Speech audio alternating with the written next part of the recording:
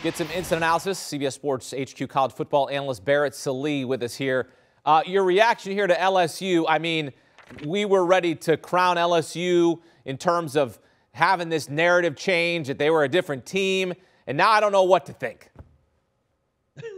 Well, I don't either. I thought this game was going to be a blowout in LSU's favor. I mean, what was there to suggest that Texas A&M would have its highest point total of the season against LSU when LSU was headed to the SEC championship game? Nothing. This was a down-and-out Texas A&M team, and suddenly they found magic that they have not found before. And it wasn't just A-Chain. You mentioned Moose Muhammad, Evan Stewart. Like, this is the team that we were counting on seeing all season long, and it just wasn't there. I am absolutely stunned.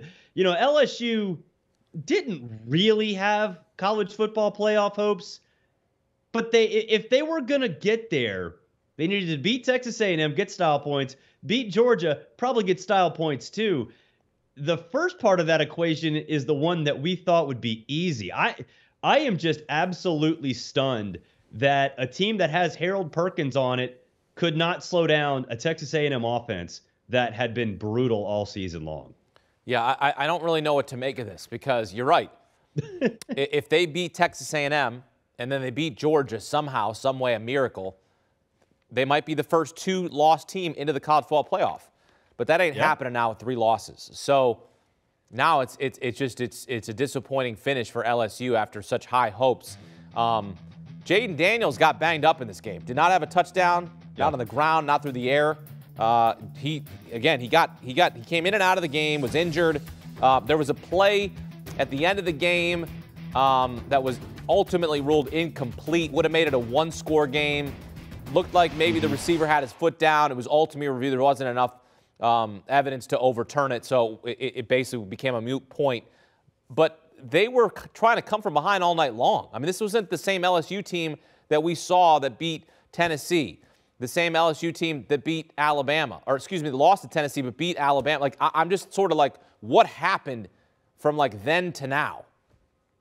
Yeah, they were in panic mode, it seems like, all game long. Devin A-Chain had the 10-yard touchdown run in the first quarter to give Texas A&M the lead. John Emery came back and tied it up, and then John Emery's second touchdown run in the third quarter tied it up again at 17, and then A&M ripped off 3 straight touchdowns, and it began with Damani Richardson scoop and score. It just seemed like everything that was going LSU's way just kind of deflated. They always seem to be in panic mode, and it's odd because that has not been the MO of this LSU team all year long. I mean, they were down 17 points to Auburn, came back and won on the road. Even that ugly game that, you know, Hakeem, you and I were on after the FSU loss in week 1. Yep. And everything went wrong for LSU for 3.5 quarters, and they still had a chance to tie it up at the gun with an extra point. I mean, the DNA of this team was to never panic.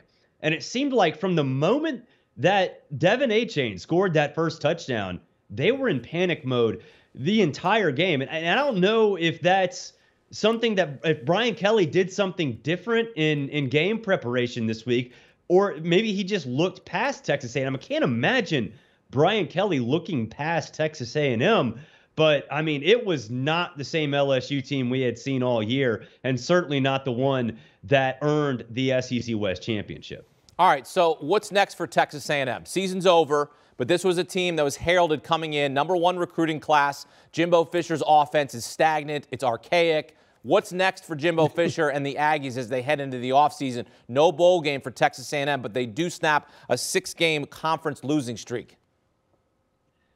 Yeah, I mean, look, I think there's reason that people are going to be confident in Texas A&M, but it is only one game. It is only one game, and I think when you look at Jimbo Fisher's track record, he's stubborn. He's not going to change his ways. That's just the way it is. So if there's hype for Texas A&M going into next season, I think it's very premature. Let's see how this continues. I think first things first, retaining talent is job #1 for Jimbo Fisher, and there might be a lot of talent looking to hit the transfer portal in College Station. All right, so then what has to happen, if anything, for LSU? Like the shot, we're completely saying it's over? Like they have no shot, right, to get in the playoff? Or are you saying there's a small 1%, 0.00 whatever 9% chance. Not even a Lloyd Christmas and Dumb and Dumber. So you're telling me there's Okay. a chance. I mean, there is no chance. I mean, look, LSU, the third loss, just too much for them to overcome. I don't care if they beat Georgia. It's just not going to happen. No, you're right. I mean, I know. Now it takes some of the sizzle out of the SEC. And now it's going to game. happen, of course, right? No, it's not. It's bound to happen. It's not happening. You're right. Georgia will maybe play around like they did with Georgia Tech today and go down 7-0 and then score like 31 unanswered, take out Stetson Bennett, let just run the football, maybe take the under in that game unless LSU wants to get frisky. I don't see how LSU this is a loss that sort of you don't come back from. Because it shattered your shot. Doubt.